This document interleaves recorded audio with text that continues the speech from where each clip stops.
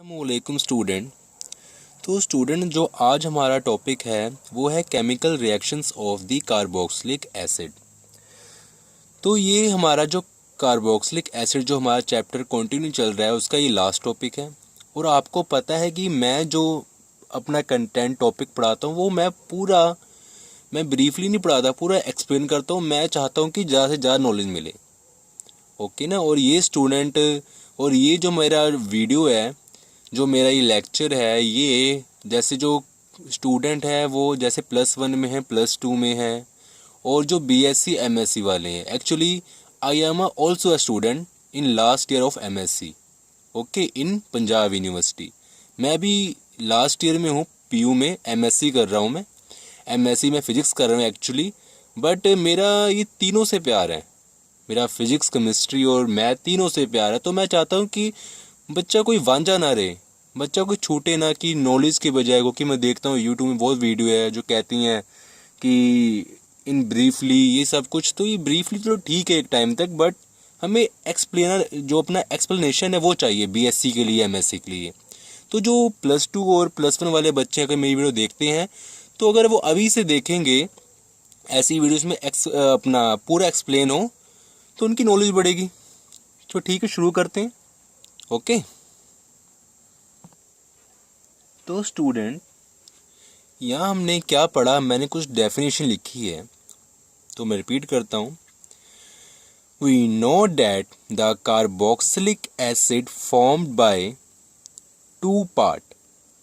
Okay, जो carboxylic acid है हमारा वो 2 पार्ट से बना होता है। फर्स्ट पार्ट इज अल्काइल और अराइल ग्रुप या part, and second part is carboxyl group. ठीक है, कार्बोक्सिल ग्रुप से बना होता है एक अल्काइल ग्रुप जो अपना कार्बोक्सिलिक एसिड है। एक तो वो जो अपना कार्बोक्सिल ग्रुप से बना होता है, और एक अल्काइल और अराइल, कुछ भी हो सकता है यहाँ पर। अराइल का मतलब क्या होता है, बेंजीन रिंग जैसे टाइप, फिनाइल कहते हैं इसको हम। And the reaction in carboxylic acid occurs always by these 2 parts.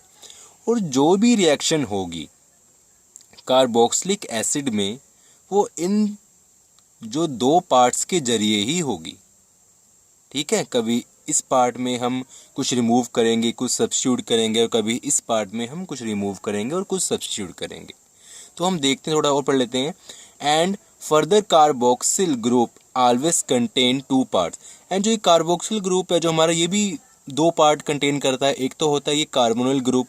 तो ये कार्बोनिल ग्रुप कौन सा होता है, जो मैं इसमें रेड पोर्शन कर रहा हूँ।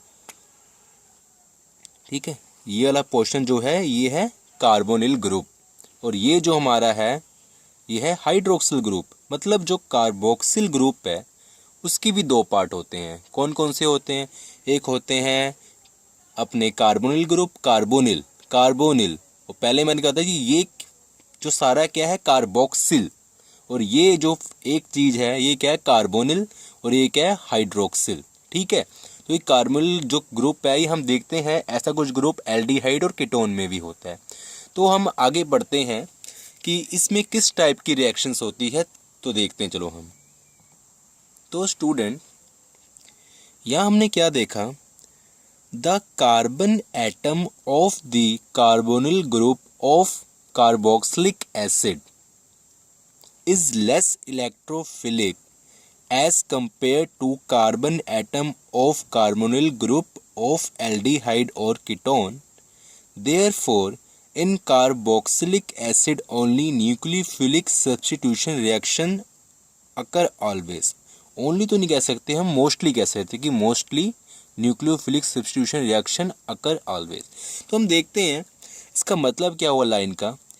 तो ये कह रहा है कि in carbon atom of the carbonyl group, मतलब जो कार्बोनिल ग्रुप है ऑफ द कार्बोक्सिलिक एसिड, जो ये कार्बोक्सिलिक एसिड है हमारा, ये कार्बोनिल ग्रुप है अपना, इसका जो कार्बन एटम है ये जो कार्बन एटम ऑफ ये क्या है हमारा एल्डिहाइड, और ये क्या है हमारा कीटोन। तो ये दोनों जो कार्बन एटम है ये ज़्यादा इलेक्ट्रोफिलिक है इस कार्बन एटम से। ठीक है, एल्डिहाइड का कार्बन एटम और कीटोन का जो कार्बन एटम है वो मतलब बहुत ज़्यादा इलेक्ट्रोफिलिक है as compare to the carbon atom of the carbonyl group of carboxylic acid. हम देखते हैं कि इलेक्ट्रोफिलिक क्या होता है। जो इलेक्ट्रोफिलिक का मतलब है वो होता है इलेक्ट्रॉन लविंग। और इलेक्ट्रॉन को लव कौन करेगा, मतलब इलेक्ट्रॉन को कौन अट्रैक्ट करेगा, जिसके पास कम इलेक्ट्रॉन होंगे, मतलब जिसके पास चार्ज होगा पॉजिटिव। तो इसके पास क्या होता है, लेस इलेक्ट्रॉन। अब ये क्या, जो इलेक्ट्रोफिलिक, इसका मतलब ये हुआ जो ये कार्बन एटम है इसके पास इन दोनों कार्बन एटम के कंपेयर ज़्यादा इलेक्ट्रॉन है। तो ये क्या करता है कि इलेक्ट्रॉन को अपने तरफ अट्रैक्ट करता है, और जो इलेक्ट्रॉन को अपनी तरफ अट्रैक्ट करता है वो हम कहते हैं न्यूक्लियोफिलिक रिएक्शन। और न्यूक्लियोफिलिक रिएक्शंस का मतलब क्या है, न्यूक्लियस लविंग। ठीक है, तो ये क्या है, न्यूक्लियस लविंग मतलब पॉजिटिव चार्ज लविंग। तो मैंने पीछे उल्टा बोल दिया कि जैसे ये यहाँ पर इसके पास ज़्यादा इलेक्ट्रॉन है, तो ये क्या करेगा, इन दोनों कार्बन के एटम, जो ये कार्बन एटम है दो, एक एल्डिहाइड का और एक कीटोन का, इसके कंपेयर इस कार्बन एटम के पास, कार्बोक्सिलिक एसिड के कार्बन एटम के पास ज़्यादा इलेक्ट्रॉन है, तो ये क्या करेगा, ये लूज़ कर सकता है अपना इलेक्ट्रॉन। ठीक है, अपना इलेक्ट्रॉन लूज कर सकता है। तो यही है कि in carboxylic acid only nucleophilic substitution reactions occur always. एक बार हम और कर लेते हैं कि ये दोनों जो कार्बन एटम है इनके पास क्या होता है, इनकी इलेक्ट्रोफिलिक जो नेचर इनका ज़्यादा होता है as compare to carbon atom of the carboxylic acid. और इलेक्ट्रोफिलिक क्या होता है, जो इलेक्ट्रॉन लविंग होते हैं। इलेक्ट्रॉन लविंग कौन होंगे, जिनके पास लेस इलेक्ट्रॉन होंगे। ठीक है ना, तभी तो लविंग होगी, तभी तो इलेक्ट्रॉन खींचेंगे, ज़्यादा होंगे तो नहीं खींचेंगे। मतलब जो इलेक्ट्रॉन लविंग वो होते हैं जिनके पास लेस इलेक्ट्रॉन। लेस इलेक्ट्रॉन का मतलब क्या है, उनके ऊपर चार्ज है, पॉजिटिव चार्ज है, और इसलिए ये हमें समझ आया। और जो ये कार्बोक्सिलिक एसिड है, अगर ये कम इलेक्ट्रोफिलिक है तो ये क्या है, ये न्यूक्लियोफिलिक है। न्यूक्लियोफिलिक का मतलब क्या होता है, इनके पास जो इलेक्ट्रॉन है वो ज़्यादा है और ये लूज कर सकता है। ठीक है, अब हम आगे पढ़ते हैं कुछ रिएक्शंस इस टाइप की, कि रिएक्शन पढ़ेंगे वारी वारी, थोड़े टाइप से बांट बांट के। ठीक है, तो स्टूडेंट जो हमारा फर्स्ट रिएक्शन है वो है reaction due to H atom of the carbonyl group. तो ये जो रिएक्शन है, जो कार्बोनिल ग्रुप का H एटम है उसके साथ होगी, उसको ये रिप्लेस करके होगी। तो हमने पीछे पढ़ा कि कार्बोनिल ग्रुप का H एटम कौन सा है, तो मैं यहाँ बता दूँ आपको कि जो ये है कार्बोनिल ग्रुप का मतलब H एटम ये वाला, मतलब मिथाइल ग्रुप का जो HCH3 वगैरह वो नहीं, वो वाला H नहीं, कार्बोनिल ग्रुप का ये जो अपना हाइड्रोक्सिल ग्रुप का H है, इसके साथ रिएक्शन होगी, इसको रिप्लेस करके रिएक्शन होगी। चलिए देखते हैं। अब हम जानते हैं कि रिएक्शन विद मेटल। ठीक है, तो हम मेटल जिसके रिएक्शन करते हैं वो हम करते हैं जैसे कि एक्टिव मेटल। एक्टिव मेटल हमें पता है जो S ग्रुप के एलिमेंट्स हैं जितने, वो सारे एक्टिव मेटल होते हैं। तो हम देखते हैं कौन कौन से एग्जांपल लेते हैं। Sodium, potassium, calcium, magnesium, zinc extra. तो आमतौर पे हम यही जो 5-6 हमारे जो हैं ये अपने एक्टिव मेटल हम यही ले लेते हैं। और इस रिएक्शन में क्या होती है, हमारी जो H2 गैस है, हाइड्रोजन गैस, ये लाइब्रेट होती है। तो हम देखते हैं क्या करते हैं, हम RCOH के 2 मोल लेते हैं और इसको हम 2Na के साथ रिएक्ट करते हैं। ये सोडियम मेटल है अपना। जब ये अपना सिंपल रिएक्शन है कि इसमें H2 लाइब्रेट होगा और ये जो Na है ये यहाँ लग जाएगा, H के जगह पे लग जाएगा। और सेकंड केस में भी हम अगर 2 मोल लेते हैं कार्बोक्सिलिक एसिड के और इसको जिंक के साथ करते हैं तो ये RCO2 जिंक प्लस H2। अब आप पूछोंगी कि यहाँ पर मैंने इसके जिंक के 2 मोल क्यों नहीं लिए, तो मैं आपके क्वेश्चन का ये आंसर हुआ कि जो हमारा जिंक है, अगर इसकी हम इलेक्ट्रॉनिक कन्फिग्रेशन देखते हैं तो इसका जो एटॉमिक नंबर कितना है 30, और जो 30 अपना एटॉमिक नंबर है तो इसके वैलेंस शेल में हमारे कितने होते हैं इलेक्ट्रॉन, इसके वैलेंस शेल में हमारे 2 इलेक्ट्रॉन होते हैं। और सोडियम के वैलेंस शेल में जो इलेक्ट्रॉन होते हैं, जो इसकी दूसरी लैंग्वेज में कहें तो इसकी ऑक्सीडेशन स्टेट, तो सोडियम की जो ऑक्सीडेशन स्टेट है जो प्रेफर करती है वो 1 है, क्योंकि 1 के बाद वो क्या होता है, ज़्यादा स्टेबल हो जाता है, जो हम आम तौर पे लेते हैं। तो जो सोडियम की कितनी है, 1 है हमारी अपनी जो ऑक्सीडेशन स्टेट है, और जिंक की कितनी है, 2 है।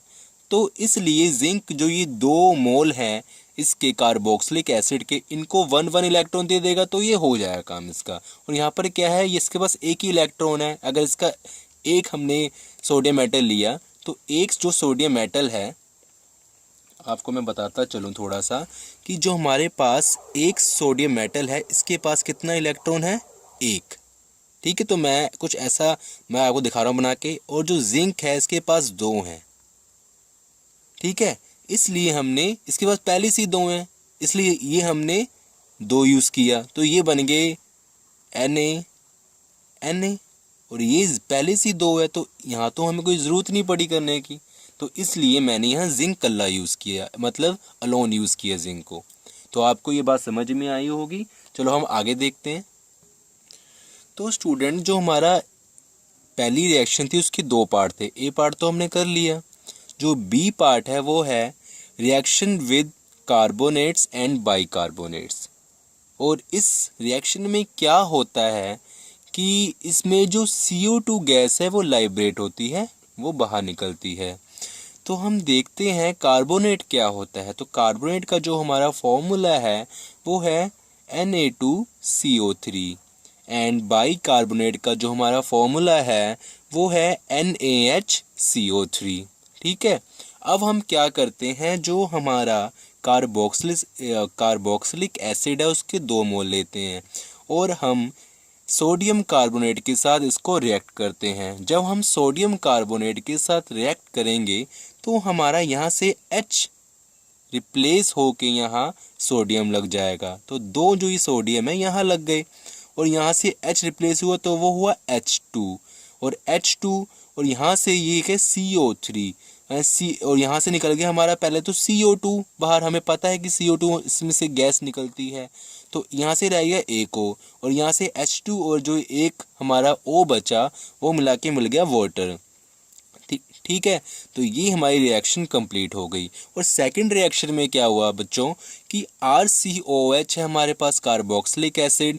यहाँ हमें 2 मोल नहीं चाहिए, क्योंकि यहाँ पर हमारा क्या है कि यहाँ पर जो हमारा 1 ही मोल चाहिए। तो इसको हम सोडियम कार्बोनेट के साथ रिएक्ट करेंगे तो हमारा बन जाएगा RCONA। ठीक है, और प्लस H2 और CO2। हमने 2 मोल यहाँ पर क्यों यूज़ किए, 2 मोल इसलिए यूज़ किए कि हमारी थोड़ी सी जो रिएक्शन है वो बैलेंस हो जाए, क्योंकि यहाँ सोडियम के 2 मतलब Na2 था, सोडियम के 2 मोलिक्यूल थे। तो हमने क्या देखा, इसको हमने एडजस्ट करना है तो इसलिए हमने 2 मोल लिए। ठीक है ना, तो Na यहाँ लग जाएगा, और यहाँ पर क्या था, सोडियम का 1 ही है, तो ये क्या है। ठीक है ना, आपको समझ आ गया होगा। H2O CO2 ऊपर वाला सेम। अब क्या है, this reaction use to detect the presence of carbonyl group in organic compound. जो ये रिएक्शन है हमारी, ठीक है, ये क्या करती है, ये किस लिए हमें यूज़ की जाती है, ये बताती है, ये हमें पता चलाती है the carbonyl group in organic compound. ये बताती है कि ऑर्गेनिक कंपाउंड में कार्बोनिल ग्रुप है कि नहीं, उसको ये डिटेक्शन करती है, उसके बारे में बताती है। And when phenols react with aqueous solutions of sodium bicarbonate it doesn't gives effervescence. तो ये क्या है, जब हम फिनोल को रिएक्ट कराते हैं सोडियम बाइकार्बोनेट के साथ तो उसमें एफरवेंस नहीं होती। एफरवेंस का मतलब क्या हुआ, जैसे हम कागज़ को जलाते हैं तो उसमें एक आवाज़ आती है तड़ तड़ तड़ तड़ तड़ की, तो वो आवाज़ नहीं आती यहाँ पर। इसका मीनिंग हुआ कि वही आवाज़ ही नहीं, जो आवाज़ आती है किसी कागज़ को जलाने पे वैसी आवाज़ नहीं आती। अब क्या, and the reaction can also be distinguish phenols from carboxylic acid. और ये जो रिएक्शन है ये हमें बताती है कि जो फिनोल्स है वो जो कार्बोक्सिलिक एसिड से अलग है, मतलब उसके बारे में बताती है, और उसको ये सेपरेट करने के लिए पता चलाती है कि मतलब हमारे पास अगर हमें का लेबोरेटरी में अगर लैब में हमें कोई कार्बोक्सिलिक एसिड दे दिया या फिनोल्स दे दिया तो हम ये रिएक्शन करके पता कर सकते हैं कि वो फिनोल है या कार्बोक्सिलिक एसिड है। अगर उसमें एफलुएंस हुई तो क्या है, कार्बोक्सिलिक एसिड है, अगर नहीं हुई तो क्या है, फिनोल है। तो स्टूडेंट अब हम आगे करते हैं। अब देखो सो स्टूडेंट, जो हमारा सी रिएक्शन है वो पहले ही पार्ट का, वो क्या है कि रिएक्शन विद एल्कलीज। जो हम रिएक्शन कार्बोक्सिलिक एसिड को एल्कलीज के साथ रिएक्ट करते हैं तो वो हमें क्या देता है, सॉल्ट। पहले हम देखते हैं एल्कलीज क्या होते हैं, जैसे कि बेस सोडियम हाइड्रोक्साइड, फिर है अपना अमोनियम हाइड्रोक्साइड, और कुछ हम ले लेते हैं मरकरी ऑक्साइड जैसे कि ना। तो हम देखते हैं रिएक्शन कैसी होती है। जब हम कार्बोक्सिलिक एसिड को सोडियम हाइड्रोक्साइड के साथ रिएक्ट करते हैं तो यहाँ से जो H है ये रिप्लेस होकर यहाँ सोडियम लग जाता है और एक वाटर का मॉलिक्यूल बाहर निकल जाता है, सोडियम एसीटेट बना देता है। इसमें भी क्या होता है, RCOOH है यहाँ पर, ठीक है ना। तो यहाँ पर भी क्या होता है, हमारा NH4 जो अपना अमोनियम हाइड्रोक्साइड है इसके साथ रिएक्ट करता है और ये बनाता है अपना अमोनियम एसीटेट, ठीक है। उसके बाद क्या होता है, ये सेम है कि NH4 है वो यहाँ लग जाता है H को रिप्लेस करके, है ना। और यहाँ पर एक पानी का जो मॉलिक्यूल है वो वापस बाहर निकल जाता है। यहाँ पर भी वही चीज़ है, ठीक है, H को रिप्लेस किया और मरकरी लगा दिया, ठीक है, ठीक है ना। तो और वाटर का मॉलिक्यूल हमने बाहर निकाल लिया। तो स्टूडेंट, जो इसका सब पार्ट है ए रिएक्शन इसका सेकंड का, वो क्या है, फॉर्मेशंस ऑफ एसिड क्लोराइड्स। तो पहले मैं इसके बारे में बात कर लेता हूँ कि reaction involving the OH group of carboxylic acid. तो OH ग्रुप अब क्या है, इसमें रिप्लेस होगा, जो कुछ भी होगा वो OH ग्रुप के साथ होगा, ठीक है ना। तो इसमें क्या है, OH group replaced by Cl means chlorine, OR, NH2 and OOCr extra to form acid chloride, ester, amide and anhydride। Cl से अगर इसके साथ उसको रिप्लेस करेगा तो क्या बनेगा, अपना एसिड क्लोराइड। अगर OR से रिप्लेस करेंगे OH को तो बनेगा एस्टर। अगर NH2 से रिप्लेस करेंगे OH को तो बनेगा अमाइड। और जब अगर OOCr से रिप्लेस करेंगे OH को तो बनेगा एनहाइड्राइड। हम पढ़ते हैं, पहला क्या है, फॉर्मेशन ऑफ एसिड क्लोराइड। इसमें हम तीन तरह से रिएक्शन करेंगे, तीन तरीके से हम एसिड क्लोराइड बनाएंगे। पहले हम रिएक्ट करेंगे कार्बोक्सिलिक एसिड को SOCl2 जिसको बोलते हैं थायोनिल क्लोराइड के साथ रिएक्ट करेंगे, फिर PCl5 और PCl3, ठीक है, phosphorus pentachloride and this is a thionyl chloride, phosphorus pentachloride, phosphorus trichloride, ठीक है। तो पहला है, हम कार्बोक्सिलिक एसिड लेते हैं और SOCl2 को हम जो थायोनिल क्लोराइड है उसको हम रिएक्ट करते हैं। यहाँ पर हम क्या है, H रिप्लेस करेंगे, Cl लगा देंगे और इसमें निकलेगा SO2 निकलेगा और HCl निकलेगा। सेकंड जो है उसमें हम PCl के साथ रिएक्ट करते हैं और RC डबल बॉन्ड OCl हमारा बनता है एसिड क्लोराइड, HCl निकलता है और POCl3 निकलता है। और ये जो POCl3 इसको बोलते हैं हम फॉस्फोरस क्लोराइड। और जो थर्ड है उसमें हम 3 मोल लेते हैं कार्बोक्सिलिक एसिड के और PCl3 के साथ रिएक्ट करते हैं तो हमारा बनता है 3R, मतलब हमारा एसिड क्लोराइड बन जाता है 3 मोल और H3PO3। इसका नाम क्या है, फॉस्फोरिक एसिड। और इन तीनों में से जो हमारा बेस्ट रिएक्शन है, जो बेस्ट मेथड है, वो है फर्स्ट, जिसमें हम रिएक्ट करते हैं कार्बोक्सिलिक एसिड को थायोनिल क्लोराइड के साथ। क्योंकि इस रिएक्शन में जो हमारे बाई प्रोडक्ट हैं वो क्या होते हैं, SO2 और HCl। ये क्या गैस, जिसको हम आसानी से लाइब्रेट कर सकते हैं, आसानी से निकाल सकते हैं और हम एक प्योर एसिड क्लोराइड हमें मिल जाता है। तो अब हम आगे देखते हैं। तो स्टूडेंट, जो हमारा बी रिएक्शन है वो है फॉर्मेशन ऑफ एस्टर।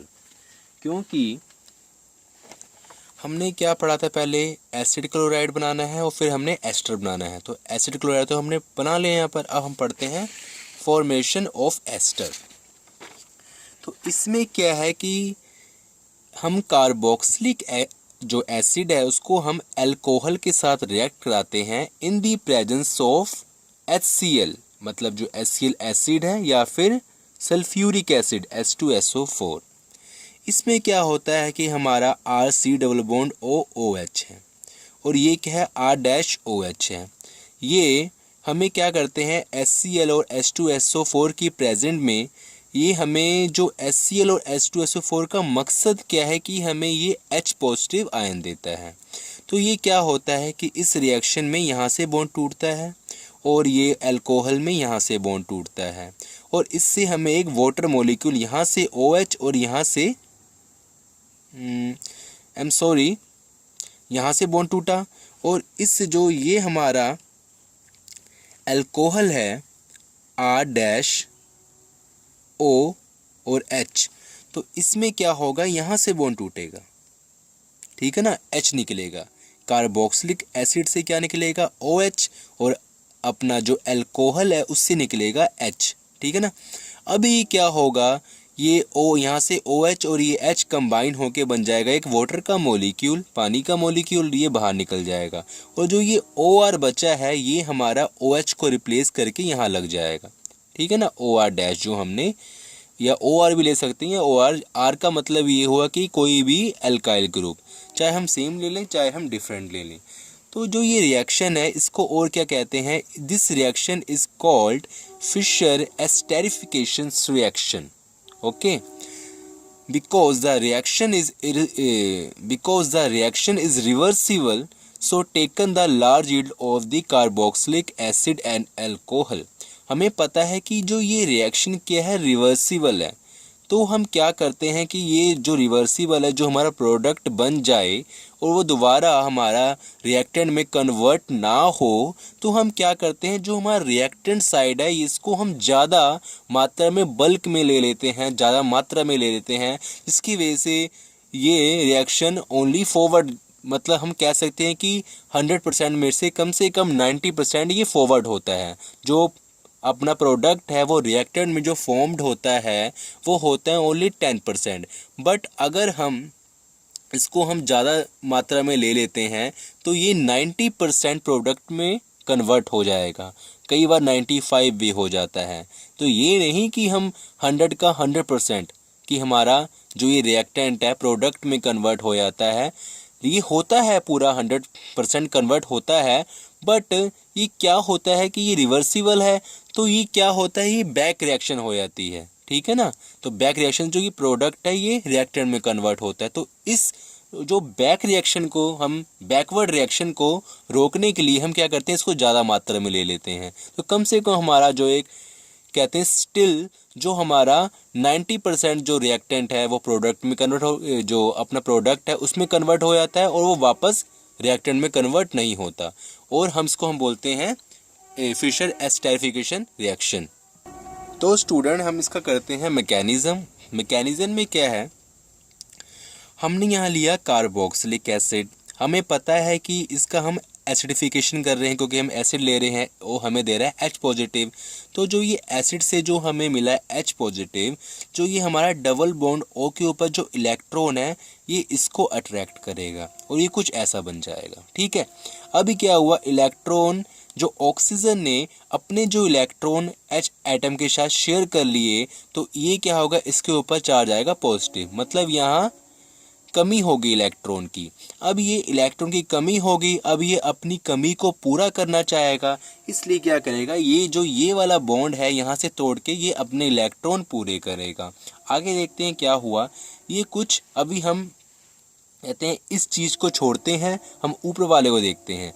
तो जब ये क्या हुआ कि जब यहाँ पर ये बॉन्ड टूट गया, आप देखो कि जो कार्बन है टेट्राहेड्रल है, तो ये 4 का बॉन्ड बनाता है, बट यहाँ क्या हुआ 1 2 3, जब ये बॉन्ड टूट गया तो यहाँ 3 बॉन्ड बन रहे हैं और यहाँ पर इलेक्ट्रॉन आ गया, तो कार्बन के पास 1 बॉन्ड की कमी हो गई, तो यहाँ पर चार्ज आ गया पॉजिटिव। अब हम क्या करेंगे, हम क्या कर रहे हैं कि अल्कोहल यूज़ कर रहे हैं, तो हम क्या करते हैं, एक अल्कोहल का मॉलिक्यूल ये ले आते हैं इसके आसपास। तो जो अल्कोहल के मॉलिक्यूल का जो ऑक्सीजन एटम है वो एक कार्बन एटम को अपनी तरफ अट्रैक्ट करता है, तो ये कुछ ऐसा बन जाता है। ठीक है ना, कुछ ऐसा बना।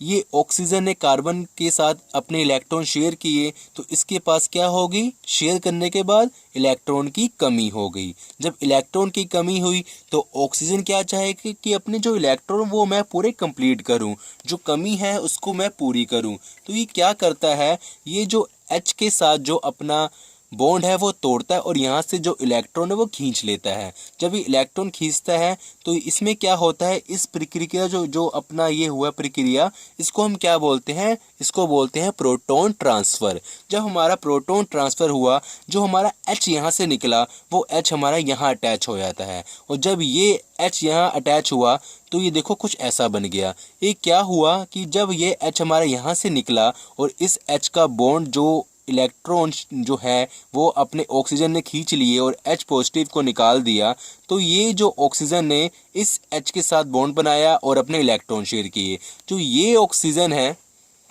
ये वाला ऑक्सीजन एटम जब इसके साथ अपने इलेक्ट्रॉन शेयर करेगा तो यहाँ पर इलेक्ट्रॉन की कमी हो गई। अभी क्या करेगा, कुछ ऐसा इंटरफेस बन गया ये।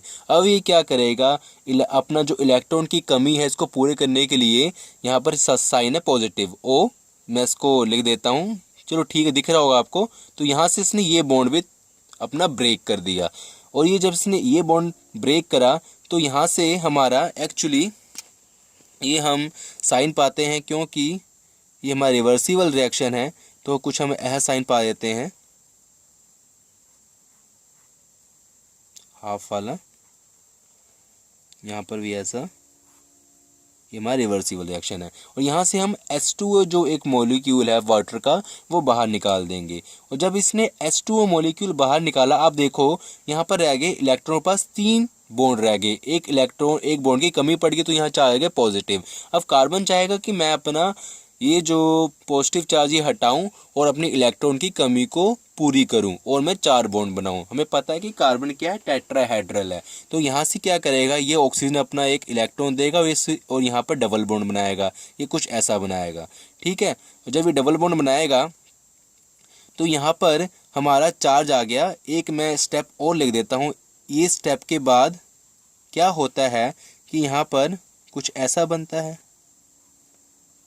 OH positive and OR dash. अब यहाँ पर क्या है, ये जो इलेक्ट्रॉन है ऑक्सीजन डोनेट किए अपने, मतलब इसको दे दिया और बॉन्ड बनाया और यहाँ पर चार्ज आएगा पॉजिटिव। अब ऑक्सीजन चाहेगा कि मैं ये पॉजिटिव चार्ज नहीं रखना मैंने, क्योंकि जो ऑक्सीजन है वो बहुत ज़्यादा इलेक्ट्रॉन एक्टिव है, तो ये बॉन्ड तोड़ेगा, यहाँ से इलेक्ट्रॉन खींचेगा और एक H पॉजिटिव को बाहर निकाल देगा। जब H पॉजिटिव को बाहर निकालेगा तो ये कुछ ऐसा बन जाएगा, और यही हमारा क्या है, एस्टर। ये है इसका मैकेनिज्म।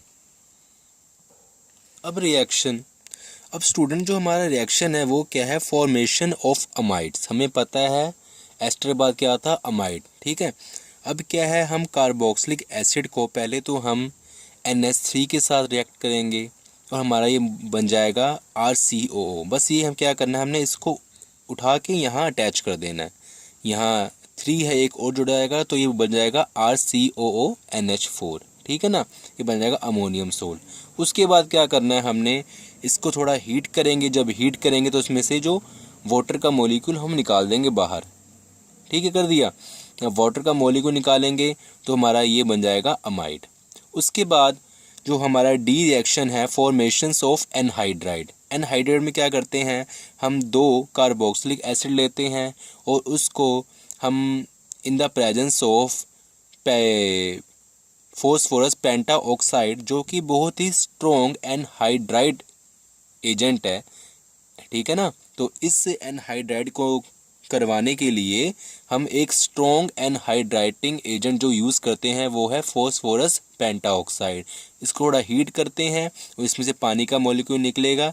ऐसे निकलता है पानी का मॉलिक्यूल, OH यहाँ से, O यहाँ से, और ये जुड़ के कुछ ऐसा बन जाता है। ये होता है एनहाइड्राइड प्लस वाटर।